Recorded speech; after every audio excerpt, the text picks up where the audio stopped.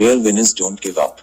This is a true story of a young woman who went through the most gruesome fire. When you read her story, you'll realize that your trials are absolutely nothing compared to what this young girl went through.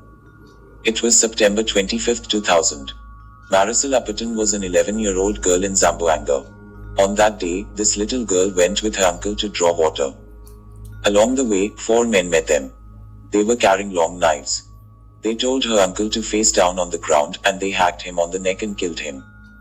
Maricel was in total shock, especially that the men were their neighbors. She tried to escape but the men ran after her. She cried, "Kuya, wag po, wag niyo akong tagan. Mawa po kayo sa akin. Don't kill me. Have mercy on me." But they weren't listening.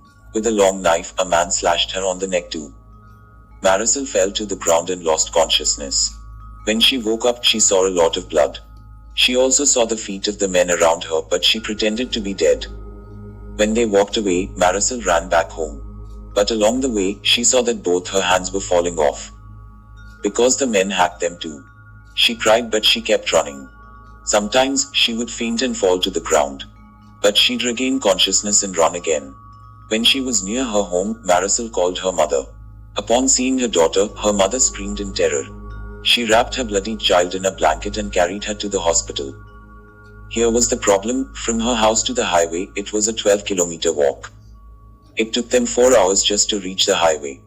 When they arrived in the hospital, the doctors thought Maricel was going to die. But for 5 hours, they operated on her. It took 25 stitches to stitch together the long knife wound in her neck and back. Maricel barely survived, and she lost both of her hands. Ironically, the next day was Maricel's birthday. She was 12 years old. But tragedy didn't end there. When they went home, they saw their home was gone. It was ransacked and burnt down by the goons. Being very poor, Maricel's family also didn't have $50,000 for their hospital bills. But God sent many angels along the way to help them.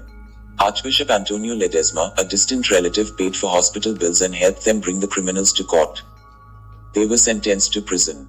Today, she's staying with the nuns at Regina Rosary with Asar.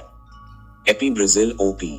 But this is the incredible miracle. Instead of staying down, Maricel kept running. Instead of cursing God why she had no hands, she now uses her wrists in incredible ways that will boggle your mind. Maricel was cited as the most industrious, best in computer, and most courteous in the school for crippled children. In 2008, she graduated from a course in hotel and restaurant management. She even received a gold medal for arts and crafts.